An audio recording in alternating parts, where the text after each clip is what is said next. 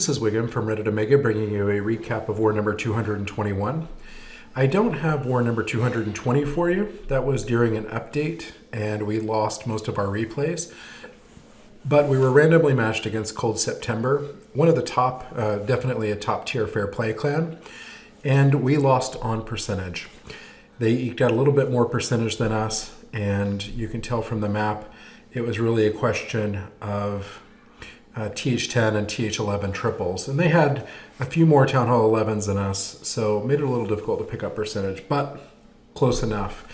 We were pretty happy with that. And then our next war happened to be a scrimmage. We had arranged a matchup against We Are Raiders, or War for short, and this one was very close. You can see they left four stars out there, we left 5. And I'm going to show you just how close it was. So first of all, I want to show you that percentage-wise in total destruction, we were ahead. So really 1 star and we win. And this is how close it is. Here's Exit taking on one of their Town Hall 11s. So starts off with Quake, and now AQ Walk.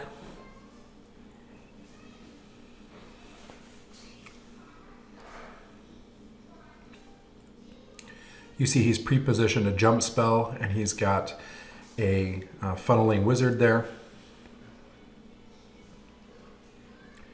And he's also got his Grand Warden in on the walk, which is an interesting choice, but it helps speed it up just a little bit. Now while this is happening, he's going to go ahead and drop 3 golems, a bunch of wizards to take out a whole side of the trash buildings, and he's going to jump his way into this fairly sizable core.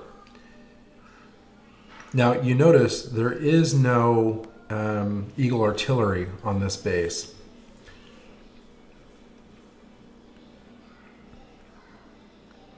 So the Archer Queen is taking that jump. She's progressing nicely into the base. The Barbarian King is coming in from the other side. He's got witches and wizards in that core building. Warren Inferno Tower down. All the spells have been used. Pops the AQ ability.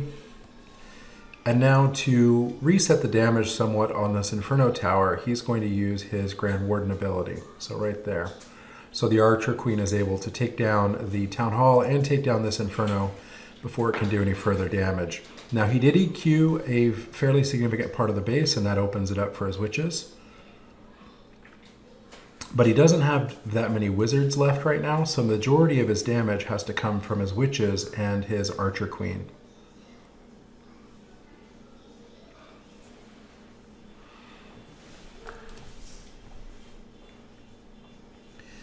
Now the Archer Queen is beating on a wall, as she's sometimes prone to do.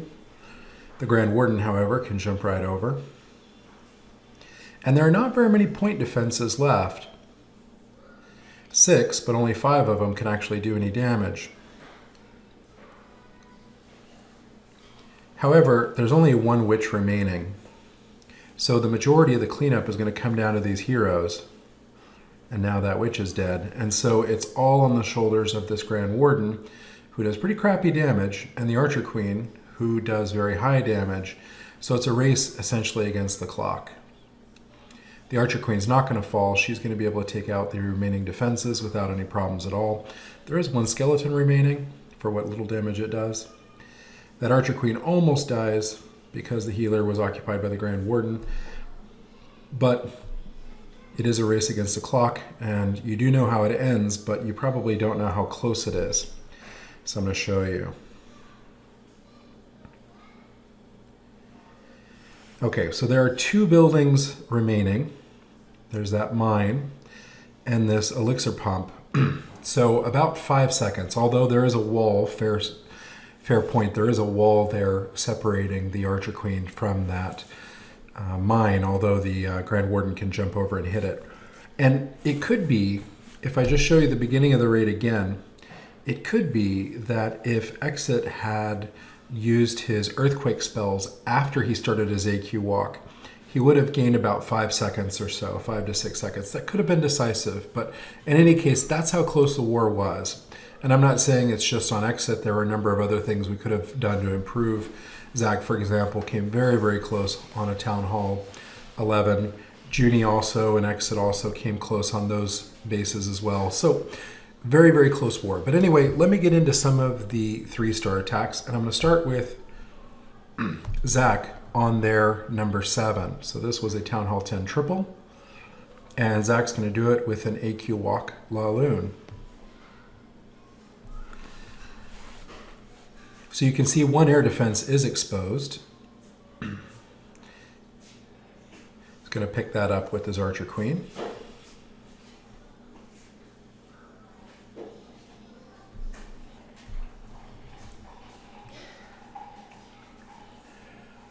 So proceeding around the base, you can tell that that queen is not going to run into high damage necessitating a rage anytime soon. He's going to go ahead and break into this compartment. That's going to pick him up a second air defense. And now he's going to start his Barbarian King with just a couple of wizards. And then he's going to wall break his way into a third compartment where he should be able to pick up a third air defense if he can get his queen to path into there. She's going to take out other buildings first, and then she's going to decide to beat through a wall to get in there. But she is in nonetheless. Inferno Tower and Archer Queen are going to be taken down as well. So it's going to take a bit, but he's going to go ahead and start his La Lune because that third air defense is now down. So just one air defense left and an Inferno Tower left to challenge this La Lune attack. You'll note that those pups do take down the Archer Queen, but she takes down the majority of them, and they're occupied with the healers tanking. And there, all the air defenses are down. Both hounds are still alive. And he has tons and tons of loons. So even though he doesn't have any heroes or any cleanup wizards, he doesn't need them. Gets a loon split. Yes, those pups are going to harass the troops, but there are far too many for it to matter. And in very little time, would have been even less time if the hounds had popped, the base is done for. So nice Town Hall 10 triple. And now let's get into the Town Hall 9s. We cleared all their Town Hall 9s. They cleared all of our Town Hall 9s. They were a little more efficient at clearing our Town Hall 9s than we were at clearing theirs. But anyway, so start with their top Town Hall 9, Lucifer, and this is me attacking. And this is a fresh attack. I'm dropping a couple of minions to take out this mortar because it's a free defense, but it also allows me to funnel my golems a little better. I'll be able to drop a second golem here in a moment, and he won't path over to that mortar now. I went ahead and EQ'd into the center of the base, which is going to expose the opposing Archer Queen. I'm going to wall break into this first compartment, and I've dropped Valks. Now, I anticipated a Tesla farm in this compartment. That's how I read the base. So I thought Valks were going to be very useful here. It turns out the Teslas were spread out, so they weren't quite as useful as I thought they would be. But they still do quite a bit of work. Now, as CC Golem spawns, I'd expected a Hound, but it turns out the Valkyries shred a Golem very quickly. It's just annoying that Golem, when it explodes, does quite a bit of damage to them. So I'm actually going to commit my first heal here. It's going to keep my Valkyries, about 3 or 4 of them, alive. And it's taken a while to get to the opposing Archer Queen, but you see my heroes are still at very high health. I still have Golems tanking. I still have Valks alive. Now I'm going to start my hogging. Now, I'd originally planned to loon this portion of the base because those wizard towers are low and because I wasn't sure about the existence of a giant bomb. You see there was one. But Sorak convinced me to hog it instead, and I'm glad he did because hogs kind of tore through it. I have 6 pocket hogs remaining. And because my Archer Queen has been so efficient, I really didn't need them, but nice to have them in reserve anyway. So you see with my kill squad, the Gova part, I was able to take out 3 of the 4 giant bombs, and then I healed the 4th with my remaining heal spell. So from here, it's a straightforward cleanup. I could have dropped a cleanup wizard down here, which would have sped things up a little bit. But I'll forgive myself. And with about, 12 or 14 hogs of the original 20 remaining, it's a very quick cleanup. Next is GS Warrior Mike, who's taking on their number 9. GS Warrior Mike had a 6-star war, and he did it with 2 excellent fresh attacks on targets rated way higher than his war weight, so that's impressive. Now he starts with an AQ walk, and he's dropping some funneling troops, but he's also taking out these free buildings offered. It's nice when you have these outside storages like this to go ahead and take them out as early as possible, commit DPS troops to them, and just let them do their thing slowly and surely, because it takes quite a while to take down a Dark Elixir storage, for example, so you'd rather not have that on cleanup. Now, he's going to use his AQ walk to take out both of the opposing heroes. He missed the healers in his initial rage, and that means he had to burn his cloak ability to take out the opposing Archer Queen, but it's okay. Now, the Archer Queen doesn't quite go the way he wants her to go. You saw him commit quite a bit of troops to funneling her the other direction, but she's fickle sometimes, but he does a great job adapting his plan. So he's EQ'd up in the northeast. That's going to be useful in a moment when he does some split hero action. So there he starts that with golems, quite a few wizards to take out these trash buildings, create a large funnel. You see a CC golem is spawned, which is no problem at all. Sometimes the CC golem really slows down an opposing Archer Queen, but in this case, the CC golem doesn't cause much problem. Slows that Barbarian King down a bit, but that's okay. So he started his hogging, and he's focusing on potential giant bomb locations and high DPS areas. You notice his hogs are supporting his Archer Queen, and his Archer Queen is now contributing significantly to cleanup. So he's now committed all of his heals, and he does have skeletons and quite a few storages point defenses and storages to get through. But there's really only 2 of these point defenses that he's worried about.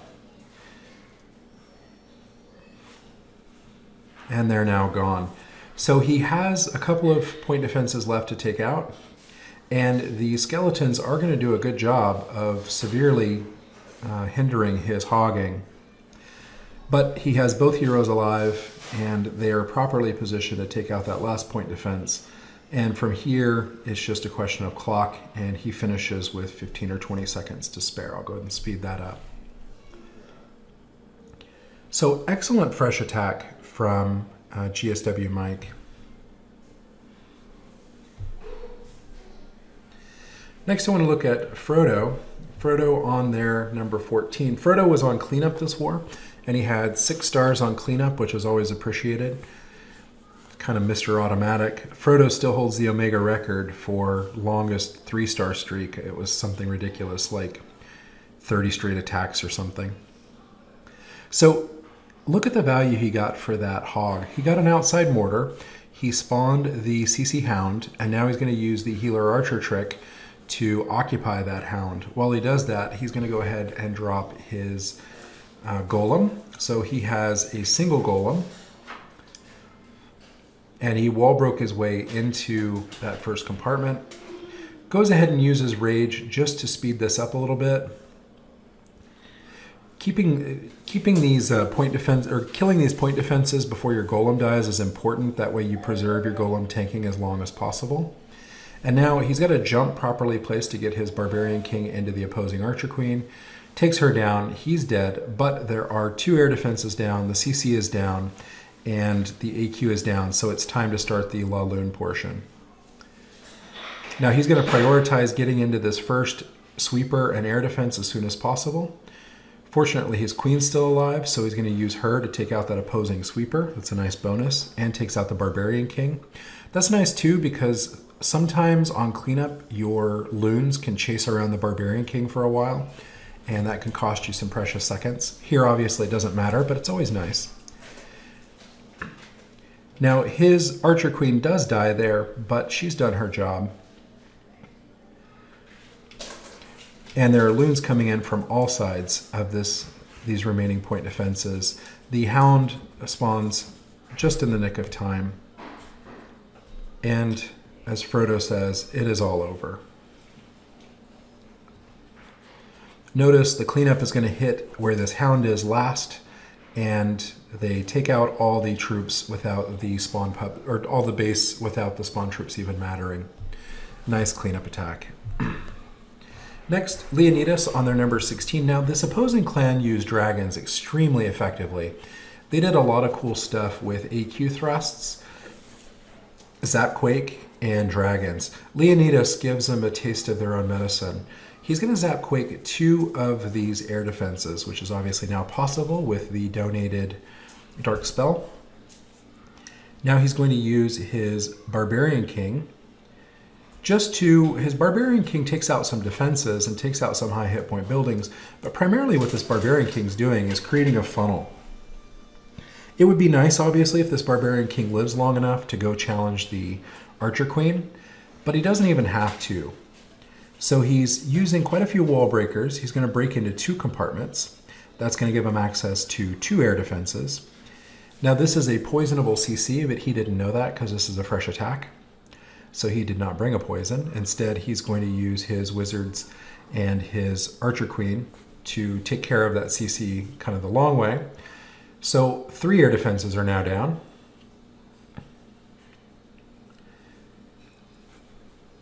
And it takes a little bit, but he's going to go ahead and start his dragons, and he times it just about perfectly. You'll see why.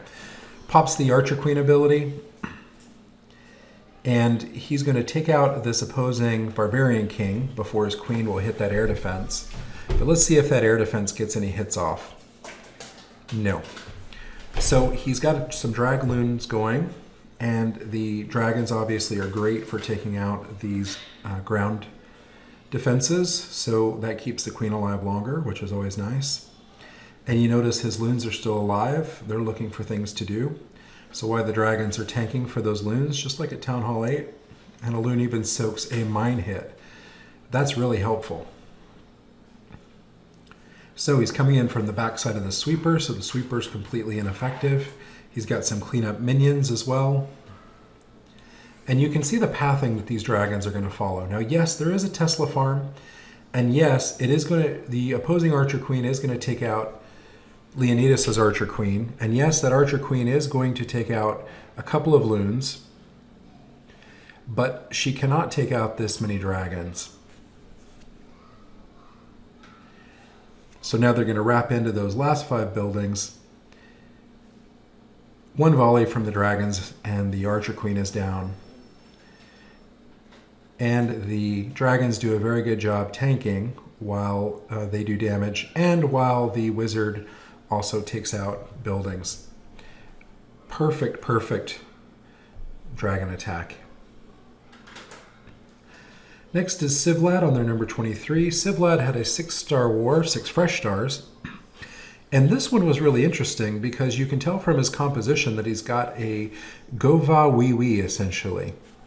He has no hogs and no loons, which is surprising, but it's actually going to work well on this base, and you'll see why.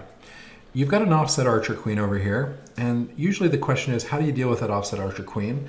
Plus, you have this dead zone in the middle, and it's kind of tough to know how to how to path around this base with that dead zone, because you know that there's going to be a ton of giant bombs over on this side, which would make hogging somewhat difficult, and all the air defenses are over there as well. And Civlad takes an interesting approach.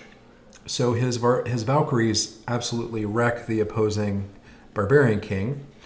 They're also going to do a good job of taking out these the defenses in this compartment. So there's 1 giant bomb discovered, and then the Valks path into the heel. Now there is a dragon in the CC. Dragons can be scary for Valkyries, but what he does is he poisons it, so it only gets off 1 shot, and the rest of the time it's stuck trying to move.